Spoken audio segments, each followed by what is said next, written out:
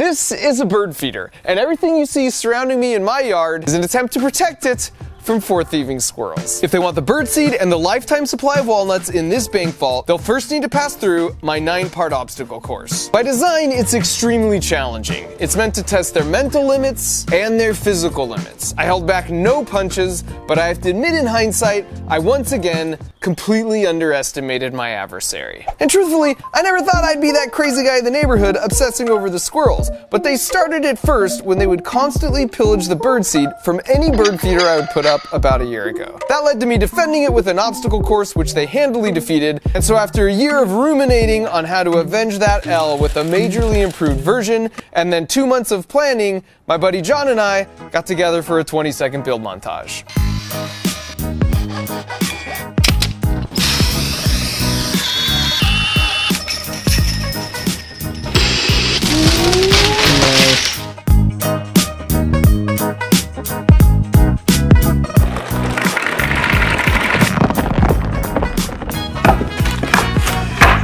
Here are the basic elements. For starters, here's their favorite bird feeder at the end of the course, and it's sitting atop Fort Nuts, the most secure walnut vault in the western United States. Now, since birds can fly, they can come and go as they please and eat all the food they want. But the only way for the squirrels to make it right here is by surviving my 9-part grueling obstacle course, which all starts right here. Climbing up this pole to this platform is the single gateway to enter the course. Every other pole you see has some kind of countermeasure to keep the squirrel from just climbing up and then entering the course halfway through. And so the first challenge is this casino, which may seem like an odd choice until you realize that as we were building the course, we also built them some cozy little squirrel houses. So we put them up in a couple different trees, and after a few days, it looked like they'd actually made some renovations. So I went to take a closer look. And sure enough, here's the before and here's the after. Even on the inside, they'd made some questionable decor updates. So while it might look like they were just using the houses to relax, or stretch, or look out the window, or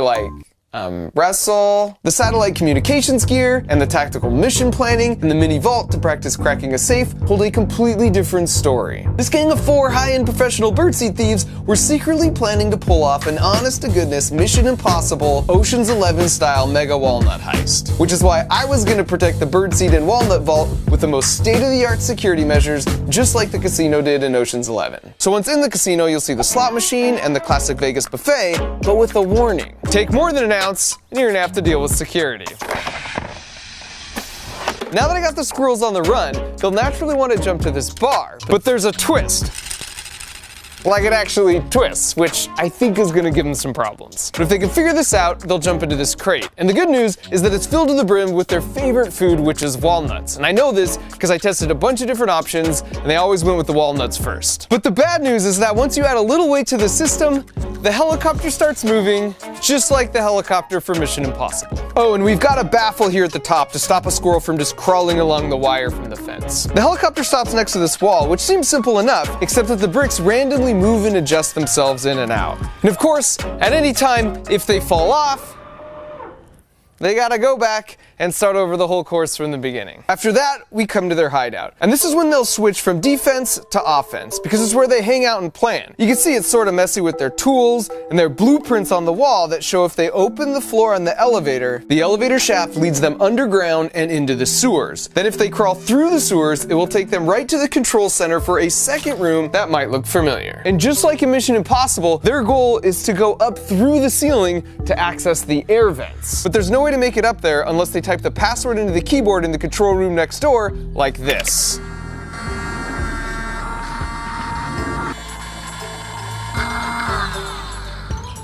And at that point, they can climb the ladder and they're in the vents. And the vents are a total maze. There's lots of different twists and turns they'll need to navigate up here. So at any moment, if they're too lost, they can always exit the whole course by using the one-way squirrel emergency exits, which also exists for any enclosed room on the whole course. And for the penultimate challenge, it's back down from the air ducts through this laser maze where they'll have to harness their inner Catherine Zeta-Jones. If they sufficiently touch any of the lasers, the metal base contacts and completes the circuit, which sends a signal from this microcontroller to a relay to a solenoid, which causes this pneumatic piston to fire, which slams this door shut for 1 minute. And because I'm basically certain they'll try and get to this point by climbing from the roof on top of this tube, I've placed a shield here with another enforcement squirrel to try and deter them. And so finally, if they made it through the laser maze and everything that came before it, they've made it to Fort Nuts. And as far as I'm concerned, if they crack the safe by giving this handle a little turn, they've earned every last walnut in this bank.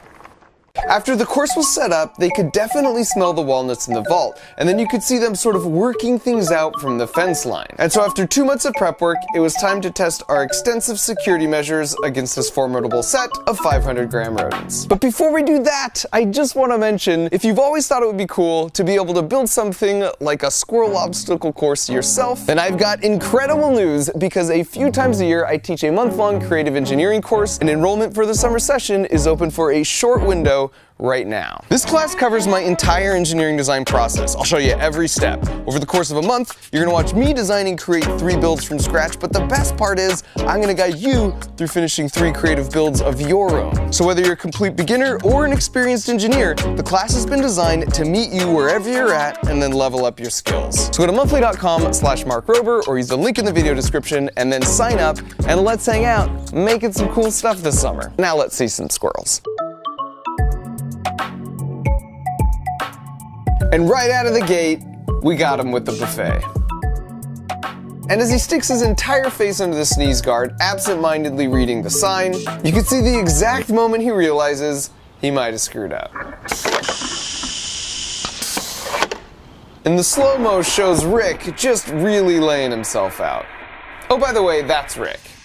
All 4 squirrels have names, and more importantly, like any crew looking to pull off a heist, they all have specific roles to play. Starting with everyone's favorite, Fat Gus, who of course is the mastermind of this operation. On a heist, this is the role of the Frank Ocean or an Ethan Hunt. Now I just have to say, for those who aren't familiar, last year I named one of the squirrels Fat Gus because he loved to eat and was a little on the hefty side. But then halfway through, I noticed he had nipples, which it turns out means he was actually a girl, and a pregnant one at that. So it was just a whole PR disaster, and I switched the name to Fantastic Gus and rephrased a few other things, but to be honest, Fantastic Gus just doesn't roll off the tongue like Fat Gus. So I asked permission to use my preferred phrasing, and as you can see, I got full consent. Next up is Rick. He's the acrobat, the grease man, the gutsy one. He's the go-to for any task that is going to require some athletic abilities. And then we've got Marty. He's the hacker. Anything with computers or bank safes, and he's your guy. But while he's really smart, he also scares pretty easy. And finally, we've got Frank with logistics. A good heist starts with a good plan.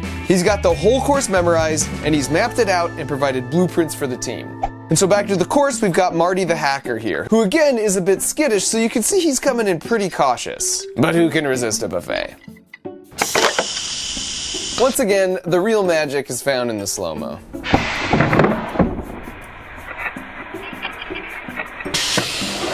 Eventually they realize security was just too tight at this casino, and Rick goes straight to the twist bar.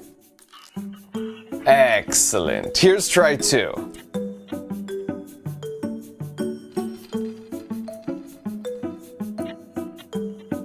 And with some motivation for the bird, he's like, I got this, I got this, I got this.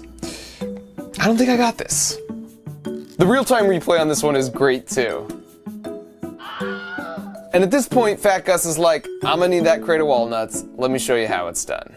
Which turns out somewhat predictably.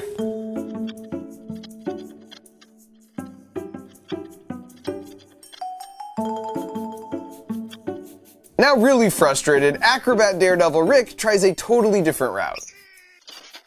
But you've got to admire that effort.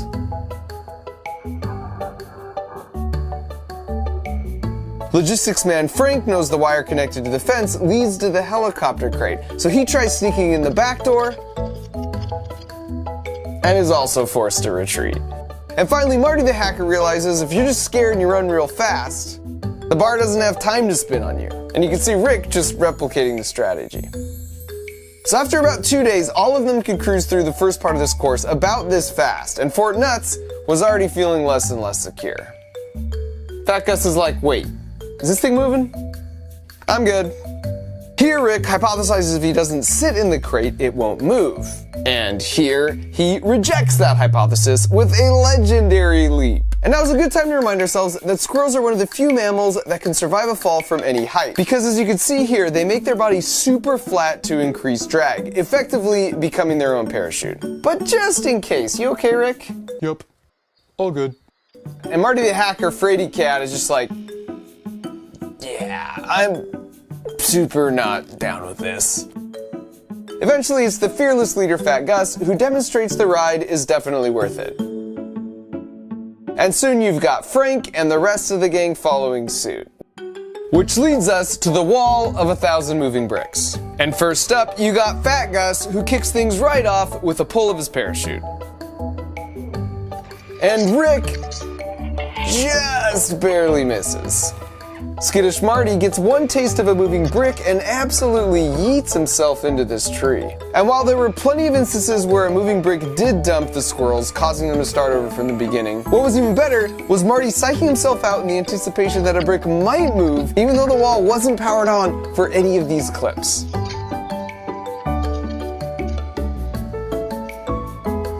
And thanks in part to the dutiful supervision of Fat Gus, eventually, like all the other challenges so far, they got it down to a science where they could cruise by the wall fairly quickly. And now's a good time to mention, the squirrels weren't the only ones attempting the course. This is Splinter the Rat, and here he is with one of his buddies. He liked to make the rounds to all the houses each night, which sometimes were vacant, and sometimes they weren't. There goes Frank to chase him off his lawn. And you might have noticed the stuff in the house. The squirrels would gather nesting materials from various sources, or, somewhat hilariously, just steal from each other. Here's a bonus Santa Claus impression for all the Fat Gus fans out there. So from Splinter and his buddies to not at all creepy possums, there's a surprisingly constant variety of wildlife that passes through a suburban backyard, including a dumb dog who for some reason is much less interested in squirrels than he is my camera gear. Which is a lovely segue back to the squirrel hideout, where the heist was really just picking up steam.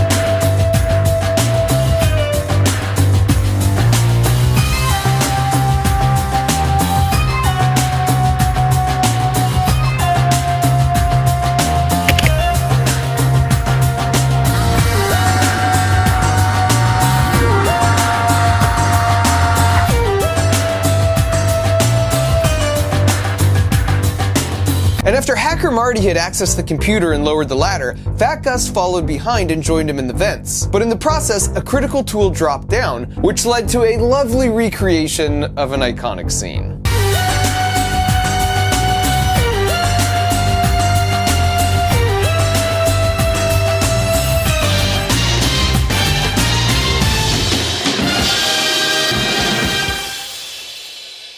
And as a side note, they figured out the exit door pretty quickly, and they functioned as a one-way door exactly as intended.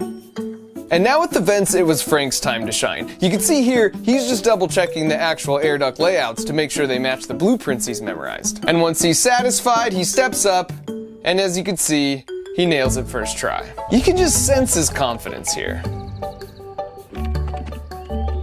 Contrast that with Marty, who's like, all right, I think it was a right, no, straight. Oh, was it left? Crap, I gotta go check the map again. And as a result, most of his runs would end up looking something like this. So here's Frank coaching him from the outside, and you can see Marty's a little defensive about it. So Frank hops in so they can work out their differences.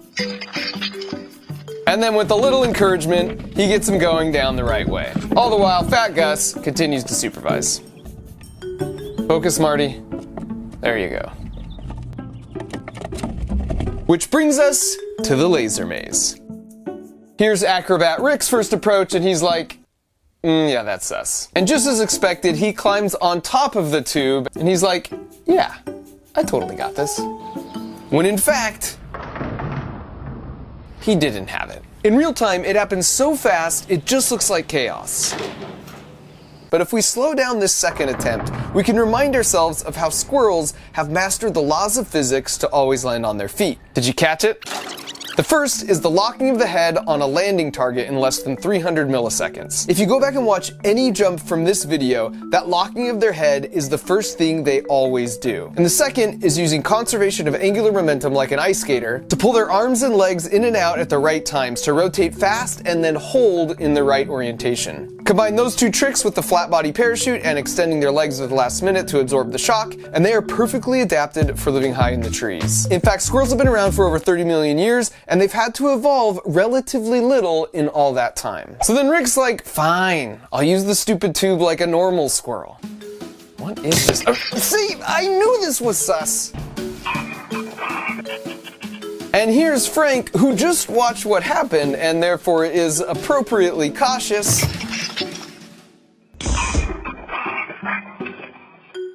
But he hops right back on the saddle, and this time he nails it. And in the end, it feels appropriate that the mastermind, Fat Gus, was the first one to make it successfully through the laser maze, and then to subsequently make it to Fort Nuts. I mean, how Fat Gus is this? Falling not just for one decoy nut, but for both of them. Which paves the way for Marty the hacker to be the one to crack the safe, and as you can see here, he's pretty stoked about it.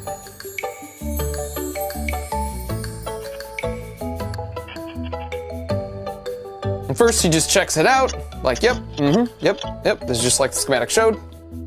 And then, the big moment.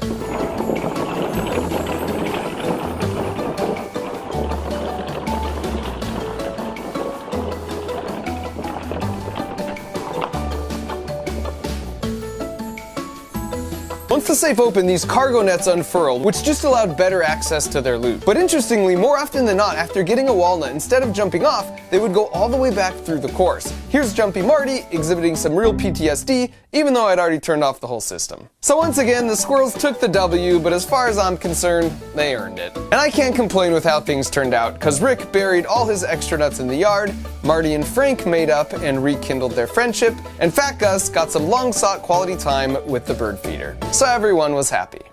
Well, almost everyone.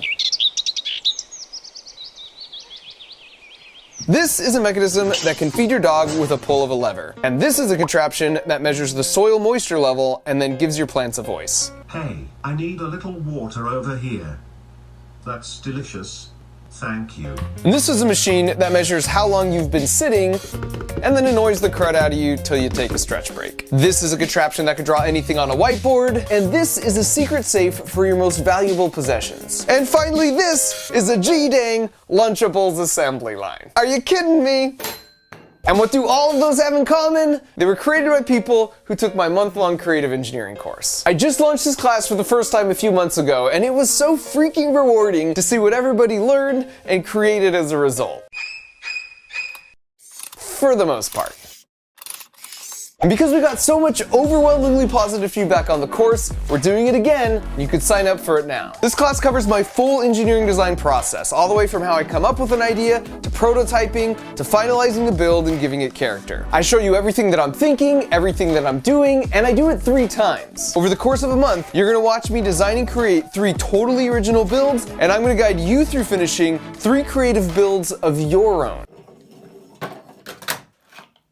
And this is an online class, so you can take it from anywhere and work it around your schedule, but it's fully immersive and intensive. So whether you're a working professional or you're taking the class as a family, whether you're a complete beginner or an experienced engineer, this class has been designed to meet you where you're at and then level up your skills. So go to monthly.com/markrober or use the link in the video description to see what other people had to say about their experience, and then enroll, and I'll see you in class.